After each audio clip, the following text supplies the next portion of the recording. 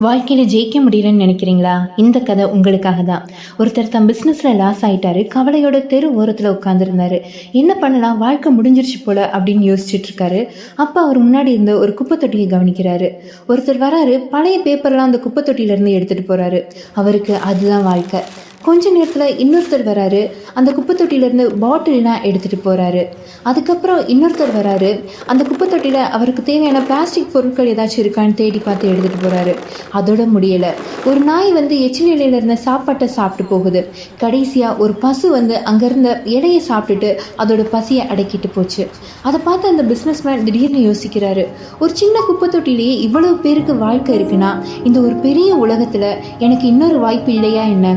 அந்த ஒரு எண்ணம் அவர் வாழ்க்கையை மாற்றிருச்சு. மறுபடியும் எந்திரிக்கிறாரு. தன்னம்பிக்கையோட அவரோட பிசினஸை திரும்ப ஸ்டார்ட் பண்ணலான்னு போறாரு. நினைச்சுக்கோங்க, வாய்ப்பு இல்லைன்னு இல்லை, நாம தேடலன்னு தான் அர்த்தம். தோல்வி முடிவல்ல, அது ஒரு புதிய தொடக்கம். நம்பிக்கை இருந்தா வழி இருக்கும், முயற்சி இருந்தா வெற்றி நிச்சயம். இது போல மோட்டிவேஷன் வீடியோஸ்க்கு நம்ம சேனலை மறக்காம சப்ஸ்கிரைப் பண்ணுங்க.